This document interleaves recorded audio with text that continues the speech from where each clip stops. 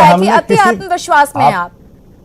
नहीं, अगर आपको लग रहा है कि मैंने हैसियत दिखाई है तो हमने तब कहा है जब किसी ने ये कह दिया कि आपने दे दिया पूंजीपतियों को। अगर मैं ये सवाल कर दूं कि पार्लियामेंट में जिन लोगों को टिकटें दी गई थी आपके द्वारा, क्या वो कौन से लोग थे, उनका क्या अता पता था पार्टी से, क्या उनका रिश्ता रहा? हम इन सवालों के बीच में नहीं फंसना चाहते।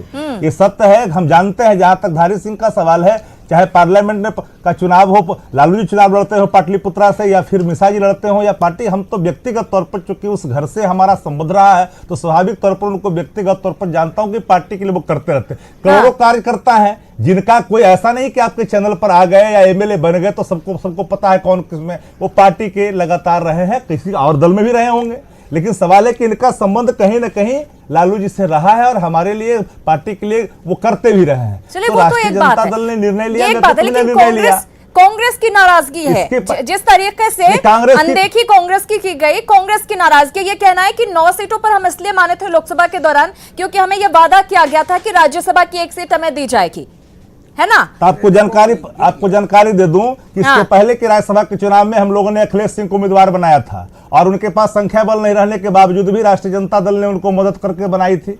रहा सवाल जब केंद्रीय नेतृत्व से बात हो गई हमारे नेतृत्व को, तब हमने ये निर्णय लिया। और कांग्रेस पार्टी मांझी जी को लेकर जो तलखी है, क्या हम समझे कल जिस तरह से मांझी जी ने नीतीश जी से मुलाकात की है उस पर क्या कहेंगे? राजनीति में मुलाकात होते रहती है। देखिए, एक बात मैं शुरू से कहा कि आदरणीय संतोष जी उनके पुत्र हैं, हमारे लिए सम्मानित है, माननीय सदन के सदस्य हैं, और भी इनके घर में थे। जो भी होता 2020 में बातें होती, उस विषय पर मैं नहीं जाना चाहता। अब मुख्यमंत्रियों से तो मुलाकात होते रहती है और मुख्यमंत्री सरकार के हैं मुलाकात हो तो चलती है मुलाकात। इस मुलाकात पर मैं कोई राजनीतिक प्रकार का तंज नहीं कर सकता। आप अपनी तरफ से जरूर सफाई दे रहे हैं। दानिश जी, आपसे जवाब देना लाजमी हो जाता है। पहले उपचुनाव में अलग गए, चुनाव में उसके बाद लगातार कोऑर्डिनेशन कमेटी बनाने की मांग 6-7 महीने से मांझी जी करते हुए नजर आ रहे थे। फिर उसके बाद अल्टीमेटम भी उन्होंने दे दिया और अब किस तरह से वार पलटवार हुआ वो हमने देखा। एहसान याद दिलाया जा रहा है, तो अब भी आप कहेंगे कि सब कुछ ठीक है?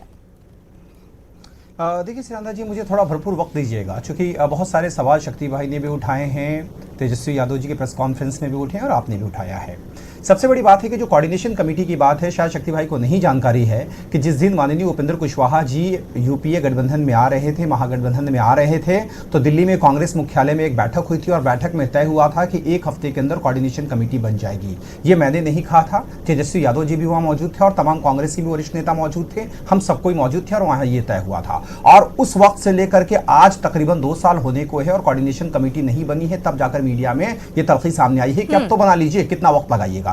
एक बात हुई। दूसरी बात, इन्होंने कहा कि जब बयान दिया है तब तेजस्वी यादव जी ने याद दिलाया है। मुझे लगता है कि शक्ति भाई को जानकारी नहीं है कि जगदानंद सिंह जो इनके प्रदेश अध्यक्ष हैं, उन्होंने स्पष्ट तरीके से कहा कि जिसको रहना है रहे, जिसको जाना है जाए, कोऑर्डिनेशन कुछ नहीं है, लालू जी जो कहेंगे वही सही होगा। हम भी कह रहे हैं कि आप जो कहिए हम मानने को तैयार है। तेजस्वी जी को हमने कभी नहीं नकारा है कि आप नेता नहीं होंगे, लेकिन जिस तरीके से निचले स्तर पर हमारे कार्यकर्ताओं में सामान्य स्थापित